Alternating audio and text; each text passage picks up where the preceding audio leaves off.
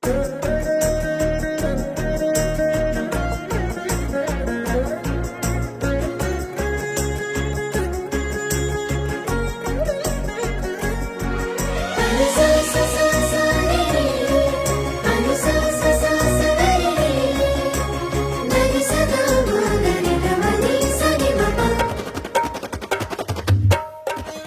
చదవబడిన లేఖన భాగంలో నుంచి దేవునాత్మ మనల్ని దర్శించిన గాక. ఈ చదవబడిన లేఖన భాగంలో నీ గుడారపు స్థలమును విశాలపరచుము, నీ నివాస స్థలముల తెరలను నిరాటంకముగా సాగనిమ్ము, నీ త్రాళ్లను పొడుగు చేయము, నీ మేకులను దిగగొట్టుము, నీ కుడి వైపునకును ఎడమ వైపునకును నీవు వ్యాపించదవు. నీ సంతానము అన్ని జనముల దేశమును స్వాధీనపరచు, పాడైపోయిన పట్టణములను నివాస స్థలములుగా చేయుము.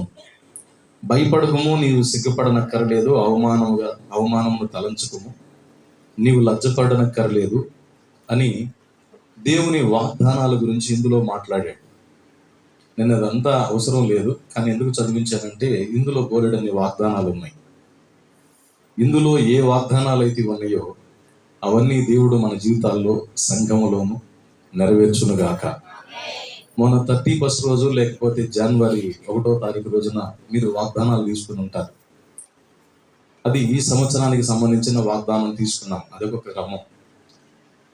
బైబిల్ గ్రంథంలో అన్ని జనులకు దేవుడు, అంటే అన్ని జనులుగా ఉండి దేవుని వైపు వచ్చిన వాళ్ళకి వాగ్దానాలు ఉన్నాయి. దేవుని ప్రజలుగా ఎంపిక చేయబడిన వాళ్ళకి వాగ్దానాలు ఉన్నాయి. దాదాపుగా బైబిల్ పండితులు చెప్పేది ఏంటంటే 3000 కంటే ఎక్కువ వాగ్దానాలు బైబిల్ గ్రంథంలో రాయబడి ఉన్నాయి. ఈ వాగ్దానాలన్నీ పాత నిబంధనలో 2 కేటగిరీలుగా ఉన్నాయి. కానీ నూతన బంధంలోకి వచ్చేసరికి నూతన నిబంధనలో క్రీస్తు యేసునందు అన్ని వాగ్దానాలు ఎన్నైతే ఉన్నాయో అవన్నీ ప్రతి ఒక్కరికి చెందుతాయి. బైబిల్ గ్రంథంలో ఒకవేళ 3000 లేకపోతే 4000 5000 ఎన్నన్నా ఉండని ఆ వాగ్దానాలన్నీ ఇక్కడ కూర్చున్న మీ అందరికీ, నాకును, మనందరికీ ఆ వాగ్దానాలు చెందుతాయి. ఆయా సందర్భాల్లో ఆయా అవసరతలను బట్టి ప్రతి వాగ్దానాన్ని మనం ఎత్తి దేవునితో ప్రార్థన చేసినప్పుడు ఖచ్చితంగా మనం వాటిని స్వతంత్రించుకుంటాం. ఆమేన్. అందుకే ఎవరు రాశారో తెలియదు కానీ ఒక ఆయన రాశాడు, గ్రంథ వాగ్దానములన్నీ నావి, ప్రతి అధ్యాయంబు వరుస వచనము అంటాడు. అంటే గ్రంథంలో ఎన్ని వాగ్దానాలు ఉన్నాయో అవన్నీ నాయే. మరి మనం పోయి నాయో అంటే నీ కూడా అంటాడు. అట్లా అందరికీ దేవుని వాగ్దానాలు ఉన్నాయి. కాబట్టి నేను మొన్న వాగ్దానం తీసుకున్నాను, ఇవాళ నువ్వు చెప్పినంత మాత్రాన్ని ఈ వాగ్దానం నాదే ఇద్దా అనే మాట మీకైతే వద్దు. ఈ వాగ్దానాలన్నీ దేవుడు మన జీవితాల్లో స్వతంత్రించుకున్నట్లు కృపనిచ్చునుగాక. తర్వాత ఈరోజు మనం ఏ సందర్భంగా సమకూడేమంటే 3వ వార్షికోత్సవ సందర్భంగా. వార్షికోత్సవం అనే మాటని బర్త్డే, సంవత్సరీకం, జ్ఞాపకార్థం అనే పదాలతోటి మనం వినియోగించవచ్చు. ఇప్పుడు ఎవరన్నా చనిపోయినప్పుడు వాడేది జ్ఞాపకార్థం అంటాం, జ్ఞాపకార్థం లేకపోతే సంవత్సరీకం అంటాం.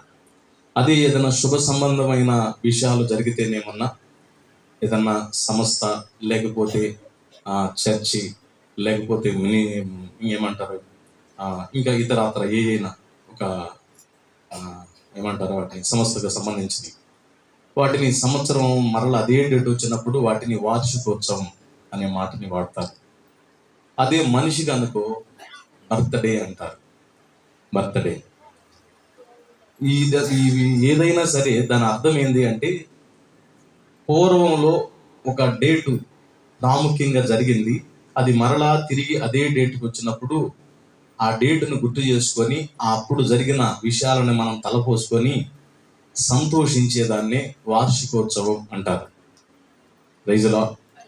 తరువాత ఇంకొక మాట ఏంటంటే అంతకుముందు ఆ రోజు ఏం జరిగినాయో జ్ఞాపకం చేసుకోవాలి, నంబర్ 1. రెండోది, ఆ డేటు నుంచి ఈ డేటు వరకు మరలా మన ద్వారా దేవుడు ఏం కార్యాలు చేశాడు అనే వాటిని కూడా తలపోసుకోవాలి, జ్ఞాపకం చేసుకోవాలి, నెమరు వేసుకోవాలి. ఇప్పుడు గడిచిన సంవత్సరంలో జనవరి 5వ తారీఖున వార్షికోత్సవం జరిగింది. మరలా ఈరోజు వార్షికోత్సవానికి వచ్చాము. ఈ వార్షికోత్సవానికి వచ్చిన తర్వాత ఈ సంవత్సర కాలంలో ఒకవేళ ఆ రోజు రక్షణ పొందని వాళ్ళు ఇక్కడికి వచ్చి కూర్చుని ఉంటే, ఇంకా నువ్వు రక్షణ పొందకుండా ఉన్నావా? ఒకవేళ రక్షణ పొందిన అనుభవంలో ఉన్నావా? ఒకవేళ అప్పట్లో నువ్వు ఒక 4 రోజులు 3 రోజులు లేకపోతే అదే రోజు రక్షణ పొంది ఉంటే, ఆ రక్షణ పొందిన నీవు సంవత్సరం తిరిగి వచ్చినా సరే అలానే ఉన్నావా? లేకపోతే ఇంకేమన్నా నీలో మార్పు కలిగిందా? తరువాత సంఘపరంగా అయితే ఒకవేళ ఆ రోజు ఒకవేళ 50 మంది ఉంటే, మరలా ఈ వార్షికోత్సవం నాటికి 50 మందే ఉన్నారా? ఇంకేమన్నా మార్పు చెందారా? అంటే డెవలప్ అయిందా?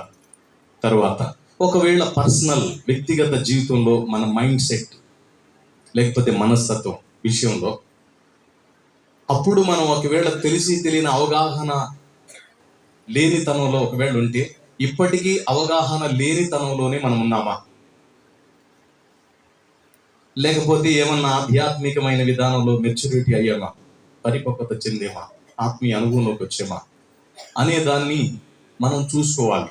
అందుకే హబక్కూకు గ్రంథంలో 3వ అధ్యాయంలో మాట్లాడుతూ అంటాడు, దేవా, సంవత్సరములు జరుగుతుండగా నీ కార్యములను నూతన పరచుము. సంవత్సరాలు అయితే జరిగిపోతున్నాయి, కానీ పాతవే జరుగుతున్నాయి, పాతవే ఉంటున్నాయి, పాతవే నెమరు వేసుకుంటున్నాను.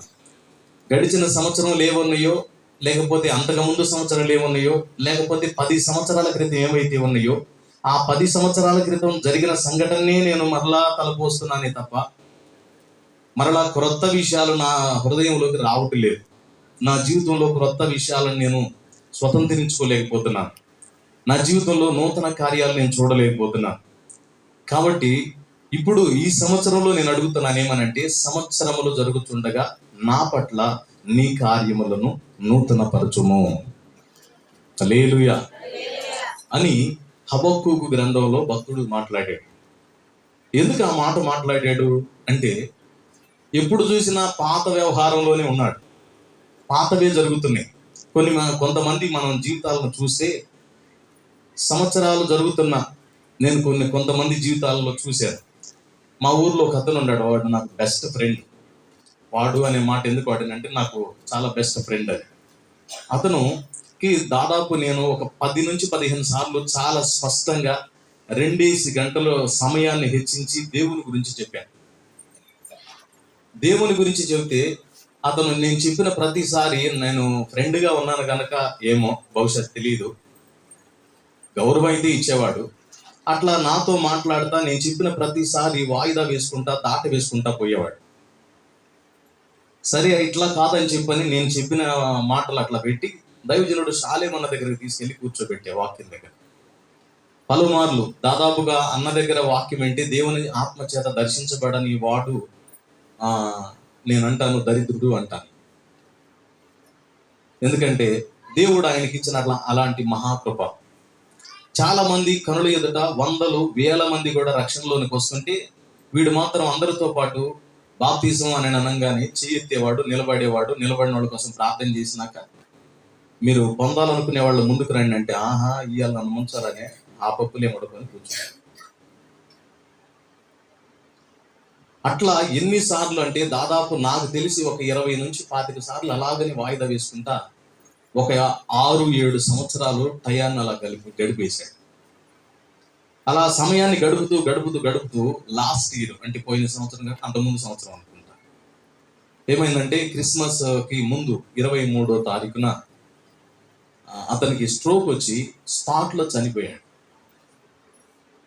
ఎక్కడికి పోయి ఉంటాడు అని మనం ఆలోచిస్తే ఖచ్చితంగా నరకానికే పోయి ఉంటాడు. ఎందుకంటే ఎన్నోసార్లు మారు మనసు పొందుటకు నేను దానికి సమయం ఇచ్చి తిని గాని అది వల్లకపోయాను అని ప్రకటన గ్రంథంలో యెజబెల్ అనే స్త్రీ గురించి మాట్లాడతాడు. మారు మనసు పొందడానికి దేవుడు సమయం ఇస్తే అతను కూడా వినియోగించుకోవాలా. ఏజ్ఞానంగా మాట్లాడేవాడు. ఎంత దారుణం అని అంటే, నువ్వు మారు మనసు పొందు, నువ్వు మారు అని అంటే నన్ను మారమని చెబుతారు కానీ నేను అనకూడదు ఆ మాట. ఏమైనా మారమని ఇంకా పచ్చిగా అనేవాడు భూత్ పదంలో.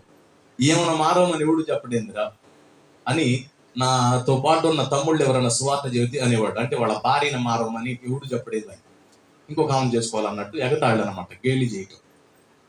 చివరికి అలాంటి గేలి చేస్తూ దేవుని వాక్యాన్ని తృణీకరించి దైవజనుడు చెప్పిన మాటను నిర్లక్ష్యపరిచి వ్యతిరేకంగా నడుచుకొని తన ప్రాణం తానే పోయింది, చివరికి నిత్య నరకాగ్ని గుండానికి చేరాడు. Praise the lord.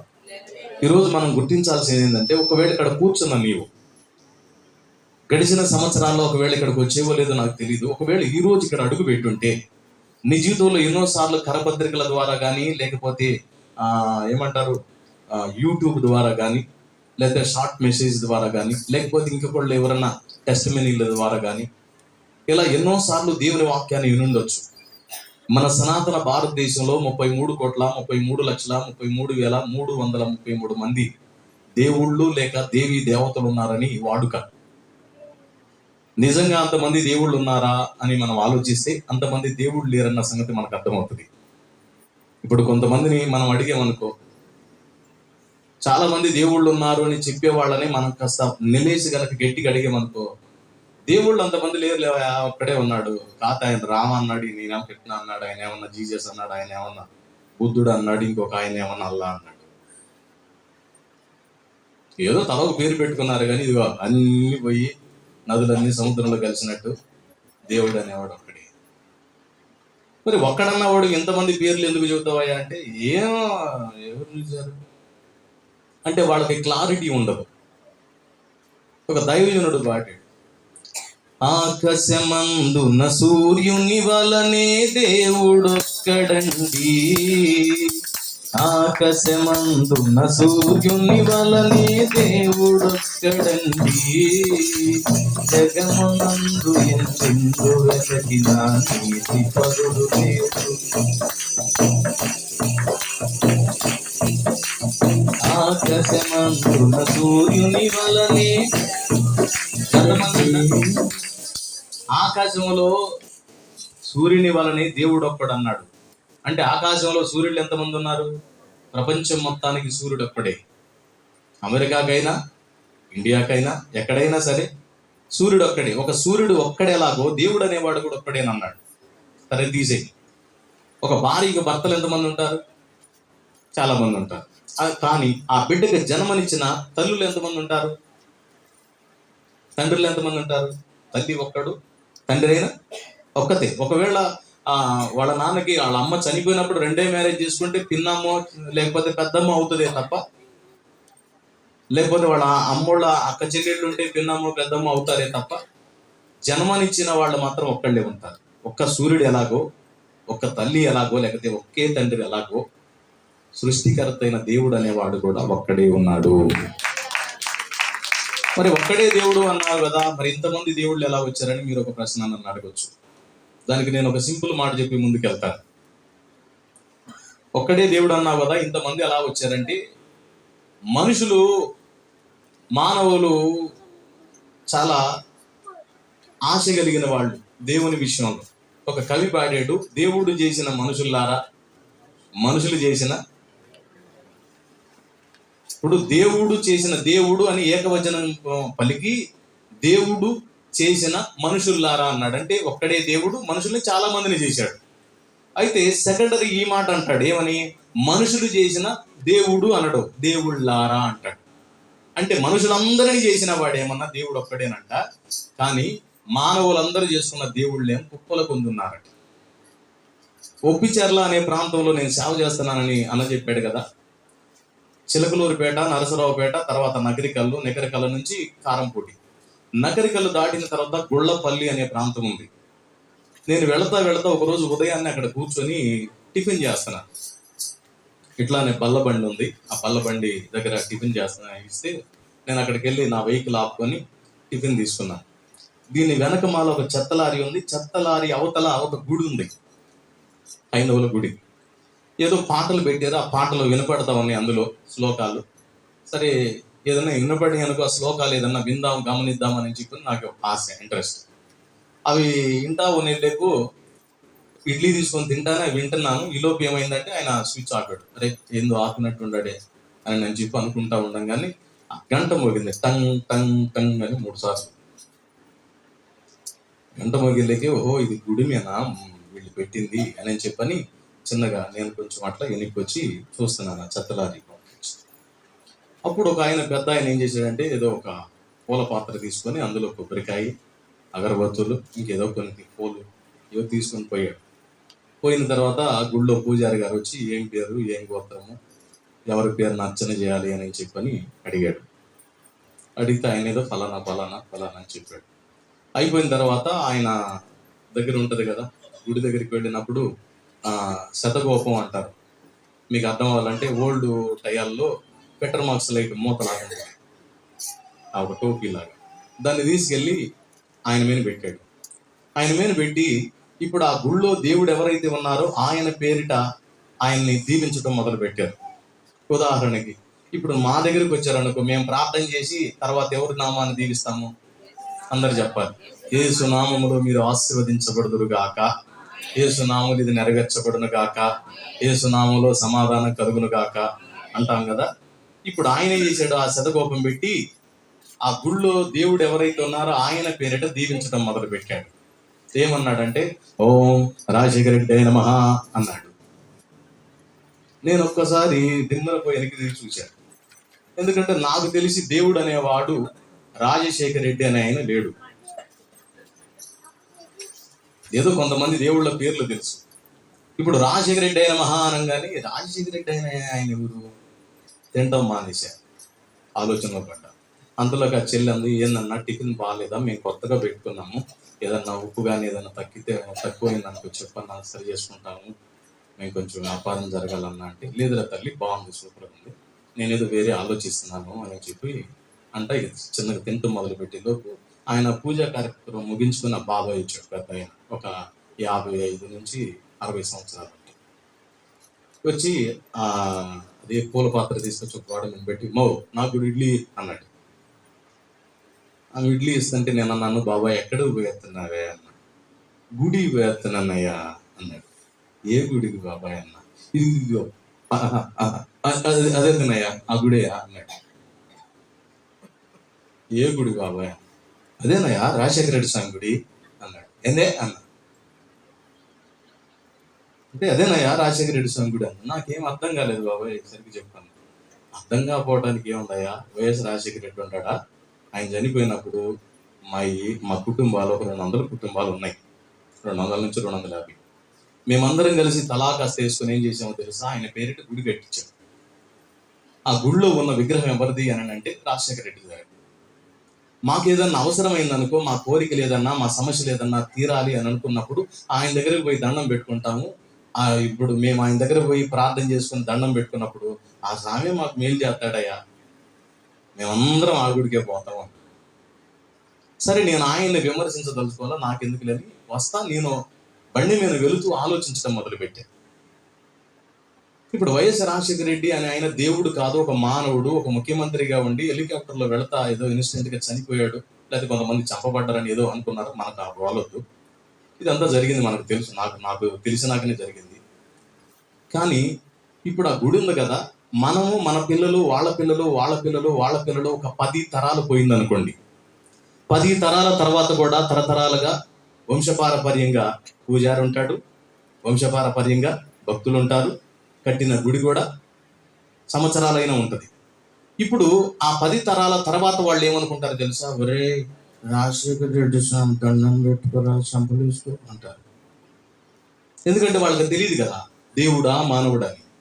ఆయన దేవుడా మానవుడని తెలుసుకోవాలంటే జీవిత చరిత్ర చదవాలి, లైఫ్ స్టోరీ, హిస్టరీ బుక్ తీసుకొచ్చుకొని ఆ పుస్తకం ఆయన జీవిత చరిత్ర చదవటం మొదలు పెడితే అప్పుడు అందులో రాయబడి ఉంటుంది, వైఎస్ రాజశేఖర రెడ్డి కడప జిల్లా పులివెందుల ప్రాంతం రాజారెడ్డి కుమారుడు, వాడు కొడుకు పేరు జగను, కూతురు పేరు షర్మిల, అల్లుడి పేరు అల్లి కుమారు, కోడల పేరు భారతి, వాళ్ళకి 2 మనవరాళ్ళు, ముఖ్యమంత్రిగా చేశాడు, చనిపోయాడు అని చెప్పిందంటే, ఓహో ఈయన మనలాంటి మానవుడేనా, భార్య పిల్లలు సంసారం ఇదంతా ఉందా, సరేలే అని అర్థమవుతుంది.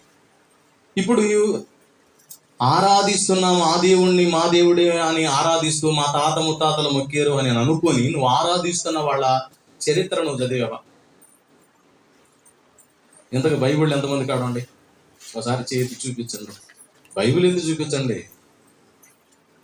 Thank you. కొంతమంది దగ్గర లేవు. సరే, బైబిల్ ఉంది, బైబిల్ అయితే ఉంది.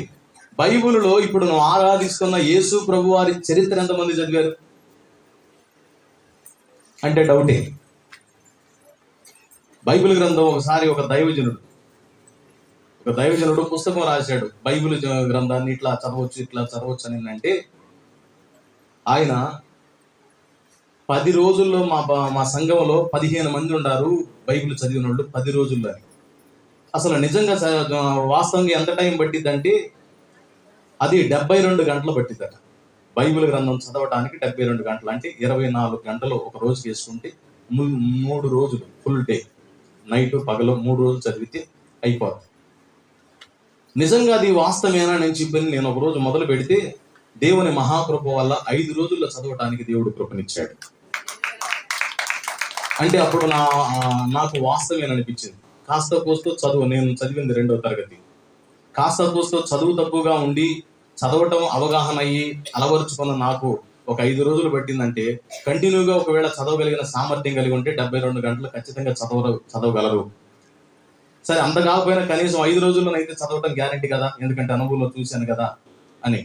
5 రోజులు కాదు, సరే తీసేయి, నెల రోజులు కాదు, ఒక సంవత్సర కాలం అయినా సరే యేసు ప్రభు గురించి తెలుసుకోవాలని బైబిల్ గ్రంథం చదవనోళ్ళు ఇంతమంది ఉన్నారు క్రైస్తవ సంఘాల్లో.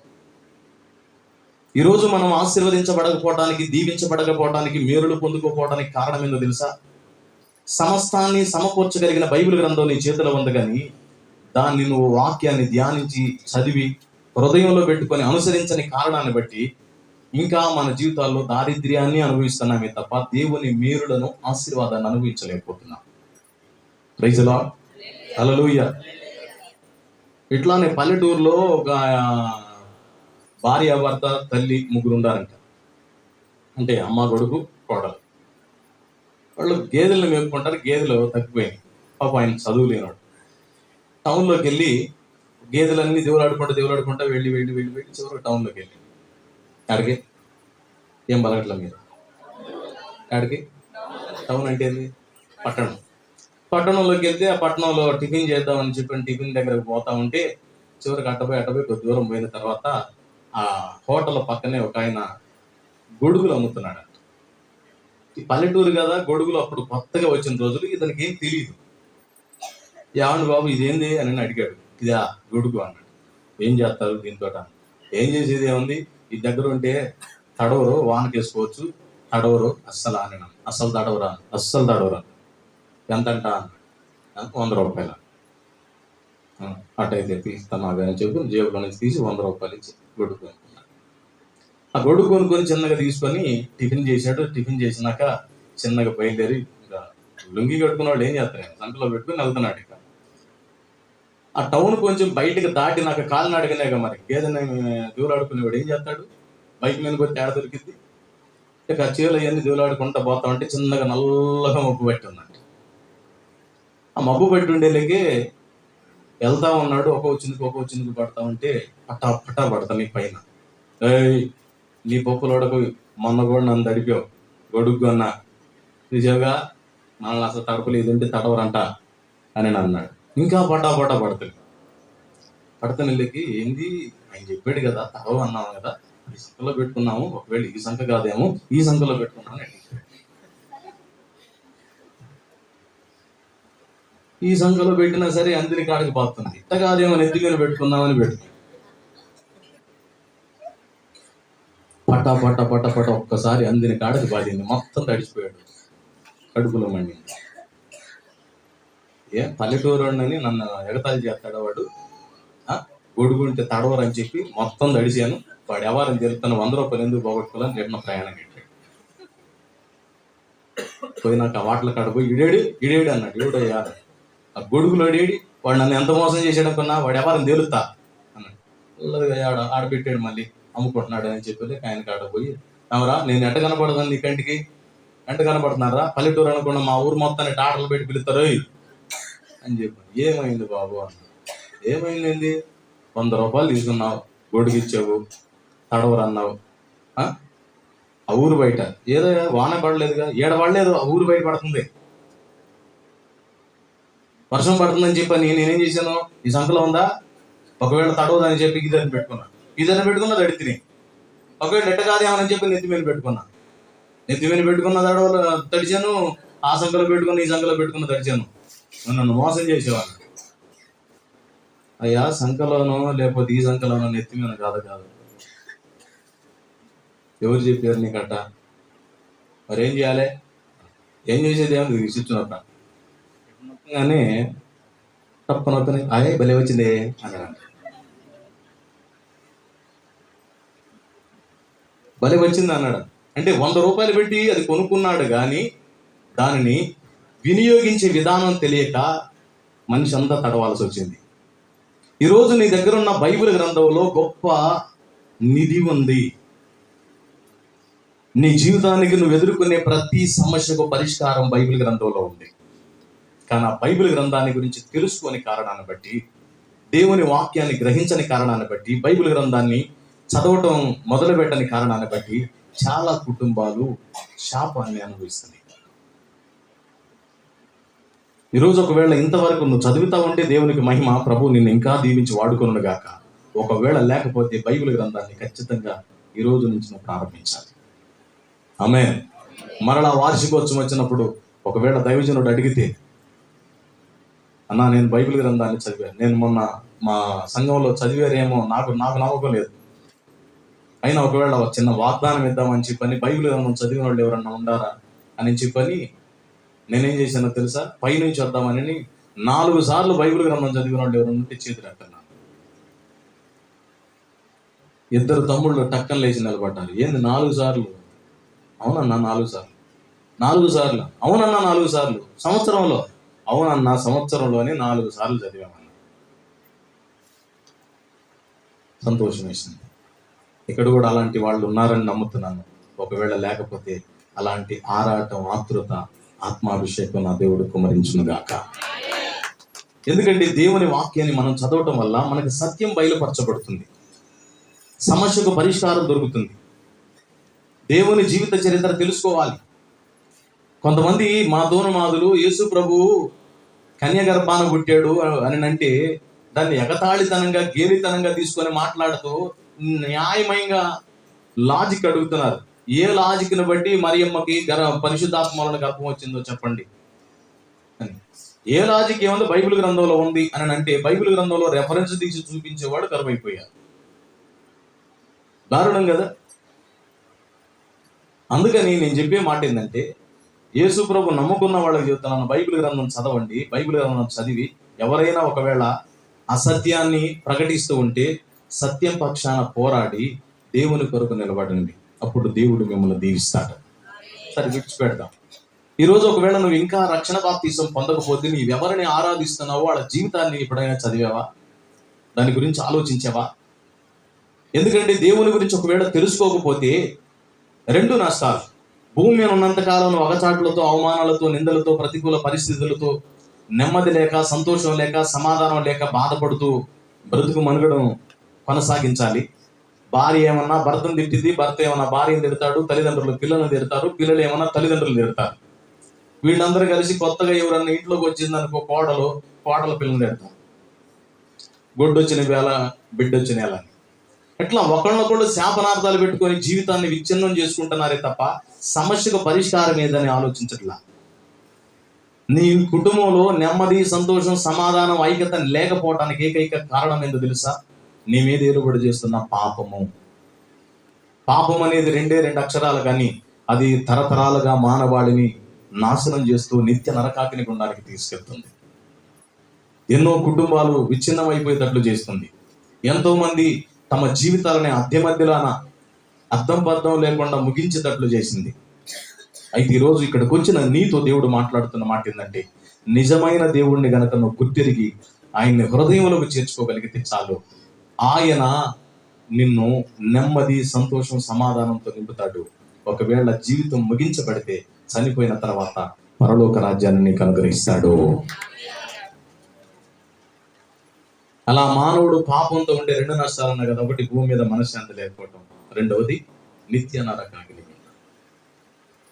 ఈ 2 సమస్యలు మానవుడు ఎదుర్కొంటున్నాడని తెలిసే సృష్టికర్త అందరినీ మనల్ని ప్రేమించి భూమి మీదకి ఆయన తీసుకొచ్చాడు గనక, నేను నా బిడ్డలను పుట్టించాను, నా బిడ్డలు అడుగుతారు, దేవా మమ్మల్ని ఉనికిలో లేని వాళ్ళని ఉనికిలోనికి తీసుకొచ్చావు, సరే మేమేదో తెలిసో తెలియకో పాపం చేస్తే మా పాపాన్ని బట్టి మమ్మల్ని నరకాగ్ని గుండానికి వేస్తావని నా బిడ్డలు అడుగుతారు గనక వాళ్ళు పాపము నుండి విమోచించబడే మార్గం నేను వాళ్ళకి దారి వేయాలని 2026 సంవత్సరాల క్రితం భూమధ్యపురంలో కన్యాగర్భాన పుట్టి 33.5 సంవత్సరాలు జీవించి దేవుడు అనేవాడు ఎలా ఉంటాడో, ఆయన జీవితం ఎలా ఉంటుందో ప్రజలందరికీ మాదిరికరాన్ని చూపించి, నీవు నేను చేసిన పాపమును బట్టి చేతల ద్వారా చేసిన పాపానికి చేతల్లో మేకులు, కాళ్ళ నడక ద్వారా చేసిన పాపాన్ని బట్టి కాళ్ళకు శీలలు, తలంపుల ద్వారా చేసిన దానికి శిరస్సుకు ముళ్ళ కిరీటం, దేహమంతటితో చేసిన పాపమును బట్టి దేహమంతా నాగలి సళ్ళవలి దున్నబడినట్లు మానవులందరి పాపముల కొరకు సిలువలో బలిదానమై యజ్ఞము జరిగించి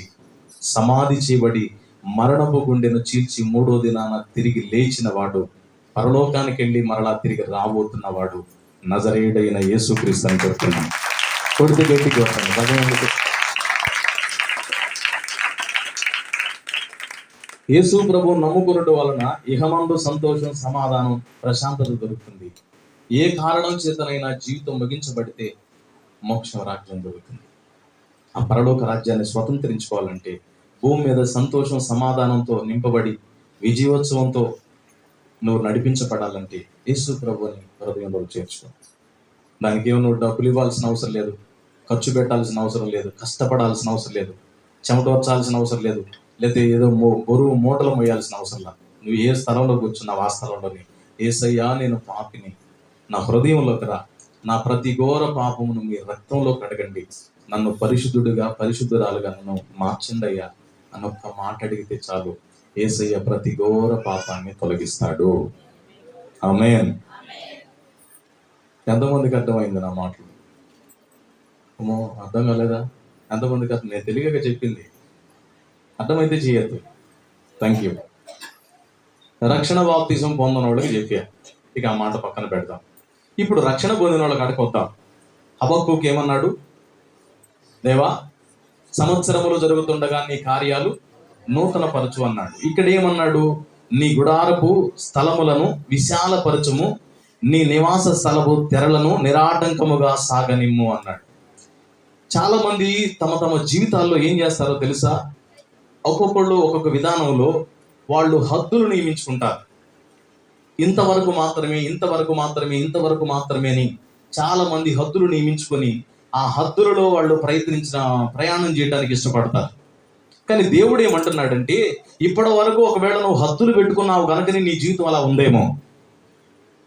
అయితే నువ్వు హద్దులు పెట్టుకోవడం కాదు, హద్దులు పెట్టుకోవాల్సినవి కొన్ని ఉన్నాయి, హద్దులలో ఉండాల్సినవి కొన్ని ఉన్నాయి. ఉదాహరణకి కొంతమంది యవన ప్రాయంలో ఉన్న బిడ్డలు ఉన్నారు. యవన ప్రాయంలో ఉన్న బిడ్డలు, నేను చెప్తున్నాను, నిన్ను 9 మాసాలు మోసి కని పెంచి పెద్ద చేసిన తల్లిదండ్రులు, కుటుంబాన్ని, పరువు ప్రతిష్టల్ని కాపాడాల్సిన బాధ్యత నీ మీదే ఉంది తల్లి. నువ్వు ఎలా పడితే అలా జీవించడానికి, ఎవరితో పడితే వాళ్ళతో మాట్లాడటానికి, ఎవరితో పడితే వాళ్ళకి ఫోన్ కాంటాక్ట్లో ఉండటానికి, ఎట్లా పడితే అట్లా జీవించడానికి వీల్లేదు. ఎందుకంటే నీ పరువు మర్యాద, నీ కుటుంబ పరువు మర్యాదలన్నీ నీ చేతిలో ఉన్నాయి. నువ్వు మంచిగా బ్రతికేవా, తల్లిదండ్రులకు విధేయురాలుగా జీవించేవా, నీ హద్దుల్లో నువ్వు జీవించగలిగేవా? అమ్మ పలానా అమ్మాయి, వాళ్ళ నాన్న వాళ్ళ అమ్మ ఎలా పెంచారో అసలు అద్భుతమైన పాత్ర అని నీ కుటుంబానికి తరతరాలు ఆశీర్వాదం వచ్చింది, గౌరవ మర్యాదలు కూడా మిగులుతాయి. అలా కాకుండా హద్దు మీరి ప్రవర్తించడం మొదలు పెట్టారనుకో, ఆ తర్వాత ఏమవుతుందంటే కుటుంబ పరువు మర్యాదలు పోతాయి. అంత మాత్రమే కాదు, తర్వాత నీ జీవితాంతము నువ్వు అగచాట్లు, బాధలు, కష్టాలతోనే బ్రతకాల్సి వచ్చింది. స్తోత్రం చెబుతారా? గట్టిగా చెబుతారా? రెండు చేతులే చెబుతారా? Thank you. ఆడపిల్లలు, ఒక ఆడపిల్లగా ఎవరు బండి పడితే వాళ్ళు బండి ఎక్కకూడదు. ఎలా ఎక్కుతావు? ఒక యవనస్తుడి బండి నువ్వు ఎలా ఎక్కుతావు? అవునా? చిన్న సింపుల్ మాట చెప్తాను. మా ఊరి దగ్గర బోయిపాలెం అని ఉంది. నేను ఉన్నోలో కూడా సేవ చేస్తాను. మా ఊరికి ఒక 1.5 కిలోమీటర్లో బోయిపాలెం అని ఉంది. ఇద్దరికి వివాహం జరిగింది. సింపుల్ వివాహం జరిగింది. జరిగిన తర్వాత అయిపోయిన తర్వాత నిద్రలకు అని తీసుకెళ్తారు కదా. వెళ్ళిన తర్వాత అతను అడిగాడు, నీకెవరితోనన్నా సంబంధం ఉంటే చెప్పు, ఎవరితోనన్నా సంబంధం ఉంటే చెప్పు, ఎవరికన్నా ఫోన్ మాట్లాడేవో చెప్పు, ఎవరన్నా నీకు బాయ్ ఫ్రెండ్ ఉండారేమో చెప్పు అని చెప్పని ఒక 7-8 సార్లు ఒత్తిపట్టి అడిగాడు. ఆ అమ్మాయి ఉంది, ఏం కొంప తీసి నన్ను అంత ఒత్తిడి చేస్తానో, నీకు ఎవరన్నా ఉండారా ఏంది అని ఆడన్నాడు. చిన్నగా నవ్వి, నాకు ఇద్దరు ఉండారన్నాడు. ఇద్దరు ఉండారని ఎప్పుడైతే అతను అన్నాడో, అమ్మాయి ఒక 10 నిమిషాలు పక్క నవ్విందండి. ఏయ్ ఏంది అలా నవ్వుతున్నా, మెంటల్ ఏమైనా వచ్చినాయా? నేను నిజమే చెబుతున్నాను. అంటే నేను నవ్వింది అందుకు కాదు, తిక్కలోడా నీకు ఇద్దరేనా, నాకు 5గురు అన్నాడు. పక్కన ఫ్రూట్స్ కోసుకొని కత్తి తీసుకొని కచ్చ 4 పోట్లు పొడిచాడు. స్పాట్లో చనిపోయింది. వాడు కూడా పొడుచుకొని చనిపోయాడు. ఏం మిగిలింది? ఈరోజు జీవితాలు, యవన ప్రాయంలో ఉన్న జీవితాలు అంత దారుణంగా తయారైపోతున్నాయి. 100 అబద్ధాలు ఆడి పెళ్లి చేయాలనేవాడు. అబద్ధాలు ఏమి ఆడొద్దులే కానీ, అంటే జీవితాలు ఎంత టేక్ ఇట్ ఈజీగా తీసుకుంటున్నారో చూడండి. అందుకని ఒక ఆడపిల్లగా నీకు హద్దులు ఉన్నాయి. ఎవరితో పడితే వాళ్ళతో ఫోన్ మాట్లాడుతూ, ఎవరు బండి పడితే వాళ్ళ బండి ఎక్కిపోవటం, ఏ టైంలో పడితే ఆ టైంలో రావటం. ఒకవేళ కాలేజీకి వెళ్ళినా సరే నీకు సమయం ఉంటుంది, ఆ సమయ పరిధిలోనే నువ్వు ఇంటికి రావాలి. అది నువ్వు ఎప్పటికీ మంచిది. ఎందుకో తెలుసా? ఒకవేళ నువ్వు ఇష్టం వచ్చినట్టు బ్రతికి ఒకవేళ అలా చేసామనుకో, వివాహం జరిగిన తర్వాత ఇప్పుడు ఏం చేస్తున్నారో తెలుసా? ఏ కాలేజీలో చదివింది, ఆ కాలేజీ ఏమంటారు, హిస్టరీ ఏంది, ఆ కాలేజీలో ఆడపిల్లల బ్రతుకులు ఎలా ఉంటాయి, ఎక్కడ చదివిందని పెళ్లి సంబంధం కుదిరిన తర్వాత ఇలాంటి ఎంక్వైరీలు చేస్తున్నారు. భవిష్యత్తులో సిబిల్ స్కోర్ కూడా చూసేటట్టుండాలి. అప్పులు ఎక్కువ అయినాయి కదా, అప్పులు చేసి ఇప్పుడు సిబిల్ స్కోర్ పడిపోతే ఎవడ అప్పు ఇట్లా దారుణం అయిపోయింది. అందుకే నేను చెప్పేది ఏంటంటే, జీవితంలో అడుగులు వేసే విషయంలో ఆడపిల్లలైనా మగపిల్లలైనా హద్దులు పెట్టుకోండి. ఒక హద్దు. విశ్వాసులు కూడా కొంతమంది ఉంటారు, ప్రేమ కలిగి మనం వ్యవహరించాలి అని అంటే. ఇందాక ఒక చెల్లి ఫోన్ చేసింది, ఒకే సంఘంలోకి వెళ్తారంట, వేరే సంఘం హైదరాబాద్లో. మరి ఎవరు నెంబర్ ఇచ్చారో తెలియదు, నాకు ఫోన్ చేసింది, అన్న నేను ఫోన్ నేడుస్తుంది. తర్వాత మాట్లాడిన తర్వాత, అమ్మ నీకు నెంబర్ ఎవరు ఇచ్చారంటే, అది వేరే అక్క, మా పలానా అక్క, వాళ్ళకి మేము తెలుసన్న, ఆ అక్క లైన్లో ఉంది, మాట్లాడుతున్నాను, ఉంది పక్కన, ఫోన్ కలిపింది అని చెప్పాను. ఓకే సరేలే అని చెప్పాను. ఏమందో తెలుసా? వాళ్ళ భర్తకి, అత్తమామలకి ఎవరికి తెలియకుండా ఒక 3.5 సెవర్ల తాడు తాకట్టు పెట్టి ఆ మనీ తీసుకెళ్ళి ఇచ్చిందంట. వాళ్ళు బోర్ని ఏడుస్తాం, మేము చనిపోతాం, కుటుంబం అంతా ఆత్మహత్య చేసుకుంటామని.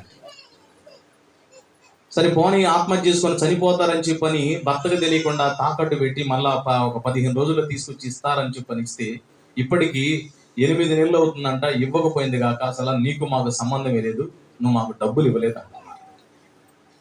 భర్త తాడు ఏం చేసావు అని చెప్పని వదబట్టి అడిగి చివరికి ఏం చెప్పలేక పలానా వాళ్ళకి ఇచ్చాను అని చెప్పంటే, వాళ్ళకి నీకేం సంబంధం ఉంది, నువ్వు నాకు అవసరం లేదని చెప్పని ఇంటికి వెళ్ళగొట్టాడు.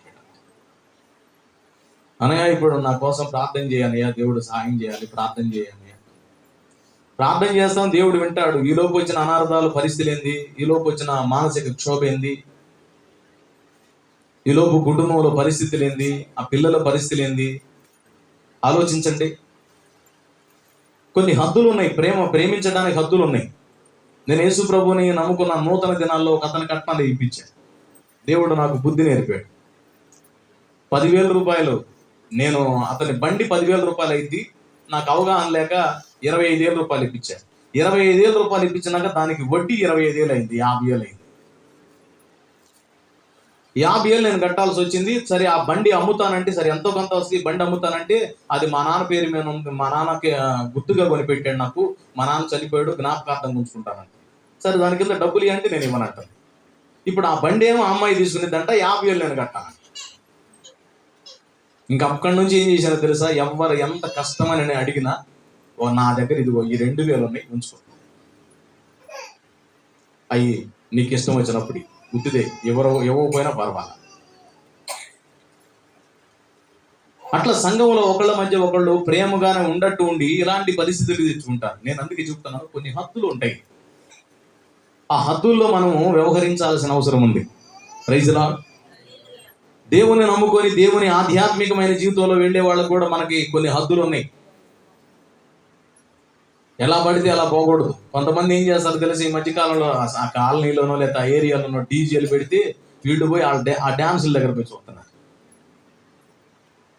ఎగిరితే ఒక తప్పను, చూస్తే ఒక తప్ప. ఏం చెప్పట్లా మీరు? ఎగిరిన వాళ్ళకి ఒక పాపమాను, చూసిన వాడికి ఒక పాపమేంటి? చేసినోడి కంటే చూసినోడు పెద్ద పాపేంటి? అందుకని మనకి కొన్ని హద్దులని ఆ విషయాల్లోనేమో హద్దులు పెట్టుకోవాలి. కానీ హద్దులు పెట్టుకోకూడనివి కొన్ని ఉన్నాయి. వాటిల్లో కొన్ని మాటలు నేను మీకు చెప్తాను. ఈరోజు సంవత్సరాలు గడిచిపోతున్నాయి కదా, ఇది దైవజనులకి మనందరికి ఉపయోగపడింది, నాతో మీతో అందరికి ఉపయోగపడింది. ఏంటిదంటే, మనం నేర్చుకునే విషయంలో హద్దులు పెట్టుకోకూడదు. నేర్చుకునే విషయంలో హద్దులు పెట్టుకోకూడదు. మీరు ఒకసారి రోమాపత్రిక 12వ అధ్యాయం 2వ వచనం త్వరగా తీయాలి. మీరు ఈ లోక మర్యాదను అనుసరింపక ఉత్తమమును అనుకూలమును సంపూర్ణమునై ఉన్న దేవుని చింత మీద పరీక్షించి తెలుసుకున్నట్లు మీ మనస్సు మారి నూతన మగుట వలన రూపాంతరము చెందుడి అన్నాడు. అంటే మీరు ఈ లోక మర్యాదను అనుసరించక, లోక మర్యాద ఏందో తెలుసా? లోకస్తులు నా ఇష్టం నా ఇష్టం నా ఇష్టం అని సొంత స్వేయతను కోరి దానిని అనుసరించుకుంటా ఒక హద్దు పెట్టుకొని అక్కడి నుంచి వెళ్ళడం లోక సంబంధం అందే కదా. కానీ ఆధ్యాత్మికమైన జీవితంలో నువ్వు అసలు హద్దు పెట్టుకోవడానికి లేదు, నువ్వు నేర్చుకుంటా పోవటమే. ఒక దైవజనుడు పాట పాడాడు, నేర్చుకొనుటకు నీ యొద్ద కూర్చోండి విందునయ్యా అన్నాడు. నేర్చుకొనుటకు నీ యొద్ద యేసు కూర్చోండి విందునయ్యా, నేర్చుకొనుటకు నీ యొద్ద యేసు కూర్చోండి విందునయ్యా, నేర్పించు యేసయ్యా, నేర్పించు యేసయ్యా, గమనించిపోదకురా, నేర్పించు యేసయ్యా, నేర్పించు. నేర్చుకొనుటకు నీ యొద్ద యేసు కూర్చోండి విందునయ్యా అన్నాడు. మన జీవితాంతం వరకు డిగ్రీ చదివినోడు ఇంకా డిగ్రీతో నేను ఆగేస్తాను, నాకు అవసరం లేదని నేర్చుకోడు. డిగ్రీతో ఆపుతాడు, నా పరిస్థితి ఏదో బాగాలేదని. ఆపిన తర్వాత జాబ్ వస్తే సరే ఉంది, జాబ్ రాకపోతే ఏం చేస్తాడంటే ఏదైనా చిన్నపాటి వాచ్మెన్ అలాంటివి చూసుకుంటాడు. అది కూడా రాలేదనుకో, 4 ఎకరాలు పొలం తీసుకొని వ్యవసాయం చేసుకుంటా ఇక వెళ్ళిపోతాడు. 4 గేదెలను మేపుకుంటా జీవితం గడిచిపోతాయి. ఏం చదివంటే డిగ్రీ చదివానులే కానీ మనకు కలిసి రాలేదు, అందుకని ఈ వ్యవహారంలో పడ్డాను, వ్యవసాయం చేసుకుంటాను. ఓకే, మంచిదే, అయిపోయింది కథ అంతే. అట్లా లోక సంబంధంగా కొన్ని హద్దులు పెట్టుకొని వాళ్ళు అంతవరకే లిమిట్స్ పెట్టుకునే వాళ్ళు ఉన్నారు. కానీ ఆధ్యాత్మికమైన యాత్రలో దేవుని నమ్మిన మనం, దేవుని యందు విశ్వాసం ఉంచిన మనము నేర్చుకుంటూ నేర్చుకుంటూ నేర్చుకుంటూ నేర్చుకుంటూ నేర్చుకుంటూ వెళ్ళాలి. Praise lord. దేవుని సత్యాన్ని గ్రహించే విషయంలో మనం సత్యాన్ని గ్రహించిన తర్వాత మనం ఒక బోధ చేస్తుంటే ఆ బోధ విషయంలో ఒకవేళ ఇది కాదు అని, తప్పు అని తెలిస్తే, ఆ తప్పు అని తెలిసినప్పుడు మనం నేర్చుకోవాల్సింది ఏంటో తెలుసా? ఇది తప్పు గనక నేను మార్చుకుంటాను ప్రభువా, నేను దిద్దుబాటు చేసుకుంటాను, నా లోపాన్ని విడిచిపెడతాను, నేను నూతన పరచబడతాను, నీ కొరకు ఫలించాలనుకుంటున్నాను. అది నేర్చుకోవాలి. ఈరోజు చాలా మంది ఆ పరిస్థితి పోయింది. చావుకుల దగ్గర విన్నారు, మందులు వాడకూడదు, రోగం వస్తే మెడిసిన్ వాడకూడదు. మరి ఏం చేయాలి? దైవికమైన స్వస్థత పొందుకోవాలి. ప్రార్థన నేను బ్రదర్, నాకు రోగం వచ్చిందంటే నేను అసలు ఏం వాడను బ్రదర్, ప్రార్థన చేసుకుంటాను, ప్రార్థన చేసుకుంటే చాలు, ప్రభువే నన్ను స్వస్థపడతారు. ఓకే, మంచిదే, కానీ అది నీ ఓన్ డిసిషన్. కానీ అదే మాటల్ని ఎదుటి వాళ్ళకి బోధించి, ఎదుటి వాళ్ళకి ఒకవేళ చెప్పి ప్రచారం చేసి నువ్వు కూడా అలా ఉండు అని అంటే ఏమవుతుందో తెలుసా? ఒక విశ్వాసి ఇది ఎలాంటి సంఘంలో పెరిగింది, పసికర్లైన బాగా ముదిరిపోయినాయి, ఇంకా ముదిరిపోతున్నాయి. ప్రార్థన చేసుకో ఉన్నాయి మొత్తం బరికి తిను, ఏం కదా దేవుడు చూసుకుంటాడు. చివరికి ఏమైందంటే ప్రాణం పోయి చనిపోయింది. ఏంది అని అంటే దేవుడే స్వస్థపరచాల, దేవుడి తేడా మనం తేడా. యేసయ్య చెప్పిన మాట ఏంది? రోగికి వైద్యుడు అవసరం అన్నాడు. అంటే ఎక్కడో విన్నది, ఏదో ఒక సంఘంలో విన్నది ఆ బోధ విని హృదయంలో పెట్టుకుంది, జనానికి చూడటం మొదలుపెట్టింది. ఓకే, ఒకవేళ నీకు ఆత్మీయ మెచ్యూరిటీ అంత ఆ అనుభవం ఉంది కాబట్టి, దేవునికి సమీపంగా ఉండా కాబట్టి ప్రభు దగ్గరికి వెళ్ళి అడిగేవు దేవుణ్ణి, ప్రభు స్వస్థపరిచాడు, ఓకే, అది నీ సొంత భక్తి విధానం. కానీ ఎదుటి వాళ్ళకి అలా చెప్పరాదు. రెండు విధానాలు మనం పాటించాలి. ఒకటి, దేవుణ్ణి అడిగి ప్రభువా స్వస్థపరచయ్యా, మానవునికి మెడిసిన్ అందుబాటులో తీసుకొచ్చింది నువ్వే కదా, ఆ మందుల్ని మీ శక్తితో నింపు, మీ జీవంతో నింపు, మీ పరిశుద్ధ పవిత్ర రక్తంగా మార్చండి, ఔషధంగా చేయండి నాయన, వాటిని తీసుకుంటున్నా తండ్రి. దానితో పాటు నీ కృపను బట్టి నాయన నువ్వు స్వస్థపరిచయ్యా, మందుల్లో మానవ మాత్రమైన ప్రయత్నం మాత్రమే చేస్తున్నాను, నీ చిత్తమైతే బాగు చేయవా అని దేవుణ్ణి అడిగితే ఖచ్చితంగా దేవుడు స్వస్థపరుస్తాడు. అది ఒకవేళ మెడిసిన్ లేదనుకో, మెడిసిన్ అందుబాటులో లేదు, ఆ రోగానికి మెడిసిన్ అందుబాటులో లేదనుకో, అప్పుడు అడుగు, దేవుడు బాగు చేస్తాడు. దేవునికి స్తోత్రం కలుగును గాక. హల్లెలూయా. చాలా మంది మైండ్ సెట్ మారిపోయింది. తప్పు తప్పు తప్పు తప్పు. దేవుని సువార్త ప్రకటించే విషయంలో కూడా అంతే. సువార్త ప్రకటించే విషయంలో కూడా ఇప్పుడు నేను కొన్ని నాలుగు మాటలు చెప్పే కదా, ఈ మాటలు ఎందుకు బ్రదర్ మనకి 33 కోట్లు, 34 కోట్లు, 35 కోట్లు వాళ్ళ వ్యవహారం మనకెందుకు?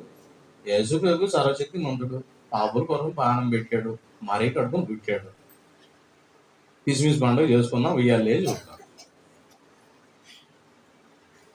ఎవరు చెప్పారు? 2 సువార్తలు ఉన్నాయి. సువార్తలు 2 అంటే 4 సువార్తలు ఉండి అంటారేమో. ఆ 4 సువార్తలు నాకు తెలిసినాయి. 4 కాదు, 5 సువార్తలు ఉన్నాయి. ఆ సువార్తలు చెప్పట్లేదు.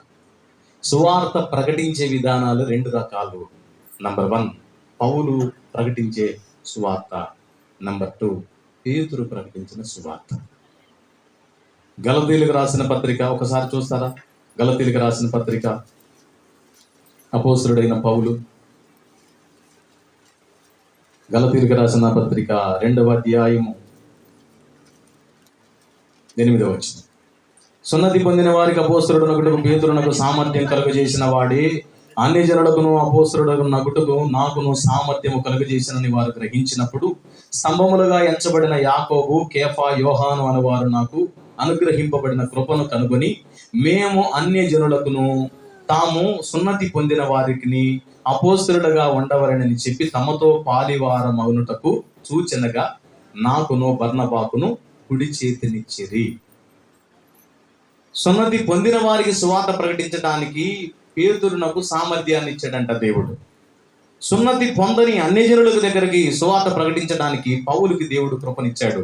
ఆ సువార్త పేరు మీరు తర్వాత ఇంటికి వెళ్ళి చదువుకోండి. అపోస్తల కార్యం 17వ అధ్యాయంలోకి వెళ్తే, ఎదెన్సు ప్రాంతానికి వెళ్ళినప్పుడు పౌలాత్మ పరితాపం చెందినప్పుడు పౌలు ప్రకటిస్తాడు, తెలియబడని దేవునికి ఆరాధన అనే ఒక బలిపీఠం కట్టబడి ఉంటే దాన్ని ఉపయోగించుకొని, తెలియక మీరు దేని యందు విశ్వాసం వచ్చారో అదే నేను ప్రకటిస్తున్నాను, ఆ తెలియబడని దేవుడు ఎవరో నాకు తెలుసు అన్నాడు. ఎవరయ్యా నీకు తెలుసా? మేము ఇంతకాలం ఆయన ఎవరు తెలియక తెలియబడని దేవునికి ఆరాధన అని పెట్టి బలిపీఠం పెట్టుకొని దండాలు దశకాలు పెడుతున్నాం కదా, ఆ తెలియబడని దేవుడు ఎవరో మాకు చెప్పవా? మామూలుగా వెళ్ళి ముందు పోయి చెప్పాడు. ముందు పోయి చెబితే ఈ సువార్త మా తెలుసులే పోయా అన్నారు.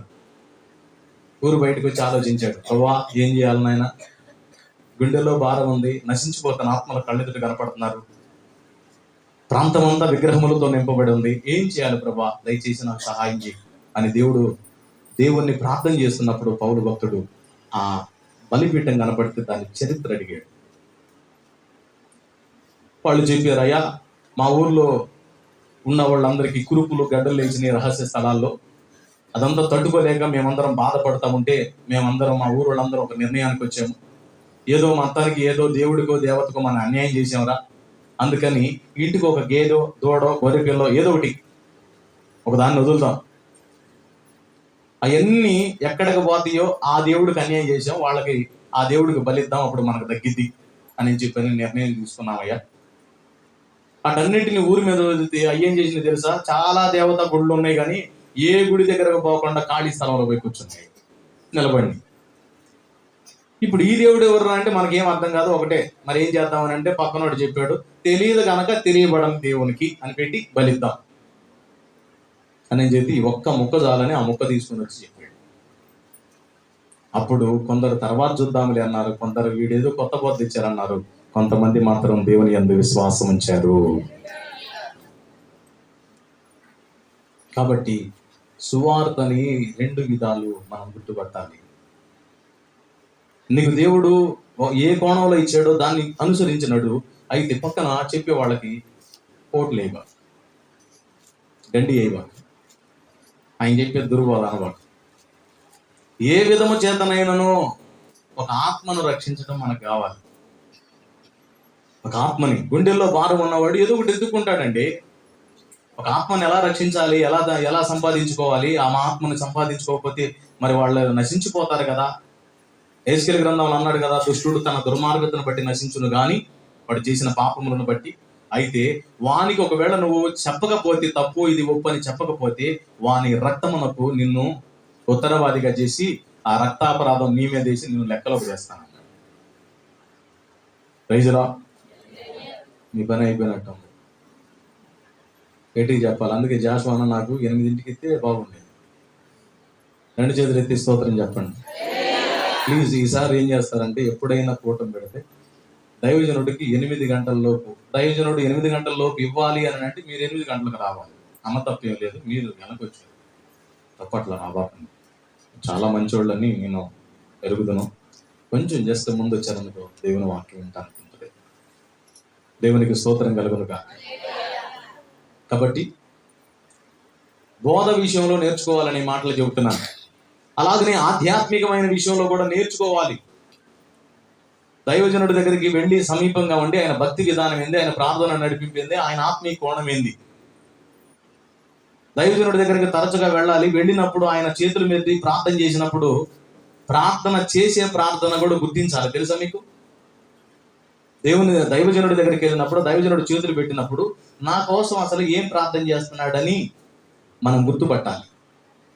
మనం గుర్తుపెట్టినప్పుడు దైవజనుడు నోట దేవుని ఆత్మ ద్వారా దేవుడే పలికిస్తాడు. నీ పట్ల ఏ ప్రణాళిక ఉందో పలికిస్తాడు.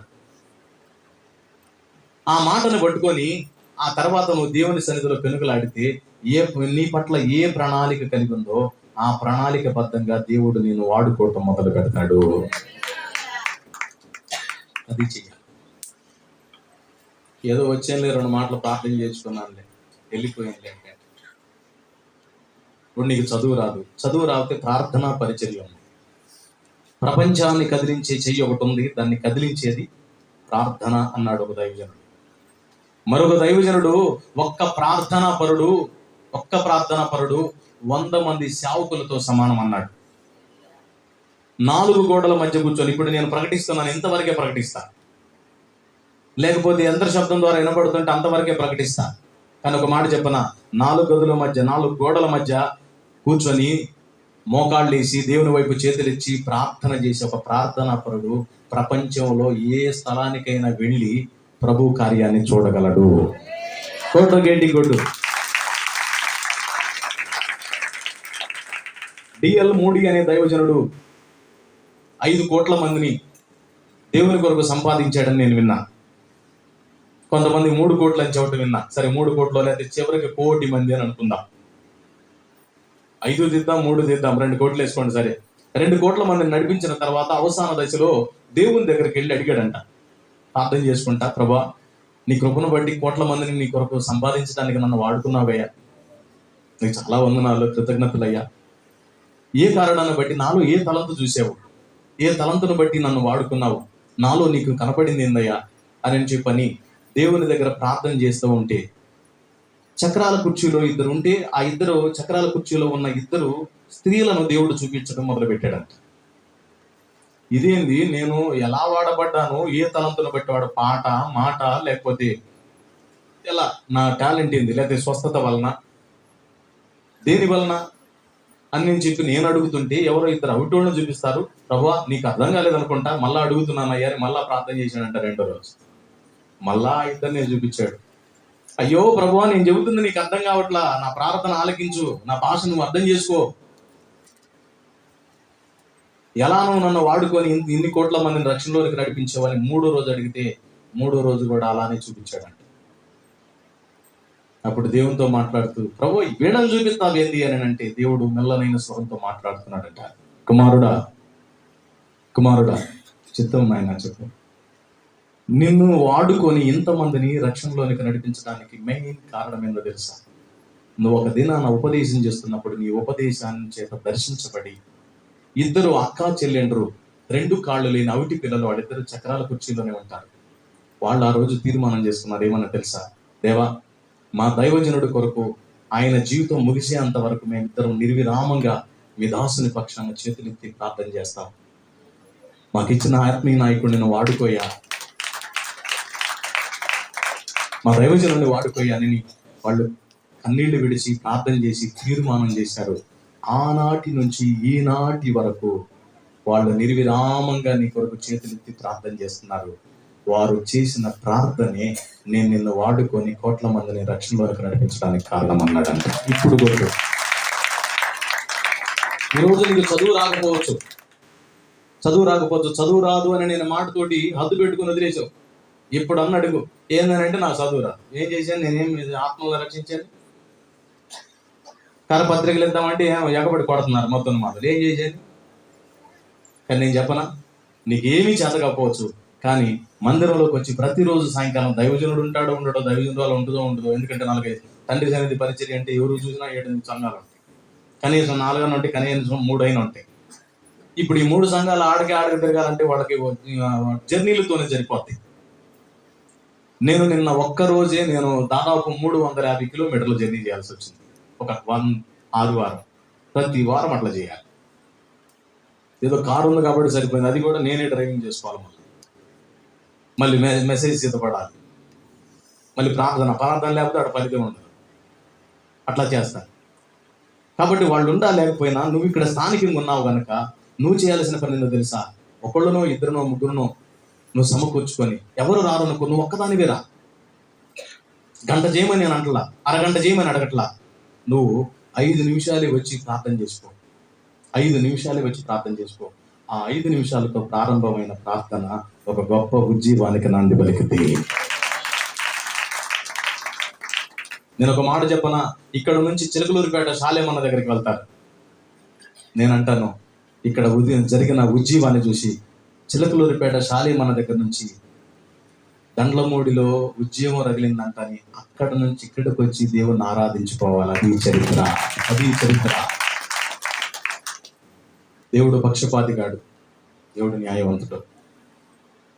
మనం కనుక దేవుని పాదాలు పట్టుకొని, దేవా నువ్వు మీ దాసుని వాడుకున్నట్లు నన్ను ఎందుకు వాడుకోవయ్యా అని అడగలిగితే దేవుడు ఖచ్చితంగా వాడుకుంటాడండి. నిజం.